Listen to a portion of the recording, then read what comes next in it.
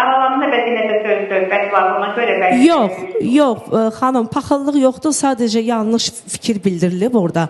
O müzakirəsi gedir. Ofeliya orada yanlış fikir bildirib ki, mən bunu sübut eləyəcəm ki, Əflatun müəllimin deyil. Sübut olundu mu? Ancaq, Tolik, sənə bir dənə söz deyim. Ofeliya getdi, üzrxahlığını bildirdi. Aha. Ofeliya üzrxahlığını Mənim üstümə bildirdi. çıxdı ki, mən Əflatun sənətkar görmüşəm. O, mənim günahım deyil axı. İndi Ofeliya kimin sənə sevəcəm, onu ağzına şey deyil ama. Siz necə düşünürsünüz, hörmətli tamaşaçımız? Alo, mən Kəmalə xanımın bütün mahnılarını sevirəm özü kimi.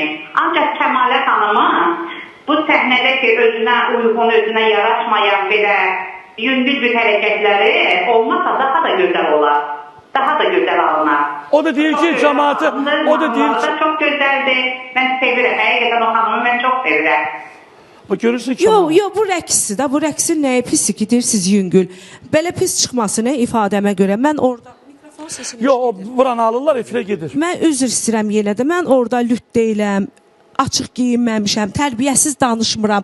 Hərə bir cür rəqs edir. Mən bəlkə bacarmıram, pis görsənə bilər. Ola bilsin rəqs etməyi yaxşı bacarmıram. Oxumağım kimi. Ancaq o demək deyir axı, deyirsiniz ki, nə bilim pisdir, nə bilim izdən iraq görsənir və belə insan bəyənir. Bir gecədə 5 milyon baxış gəlib. 5 milyon. 200 mində like verilib ona. Həmən o rəqsə. Həmən o rəqsə 200 min like verilib. Mən sənə bayaq etdim, axı, ürəyim, sənin mahnılarını sevir cəmaat. Bizim indi, bax, bizim kanalımızla, biz kanalları bölməyək də. Xanım buradadır, efirdədir indi. Alo.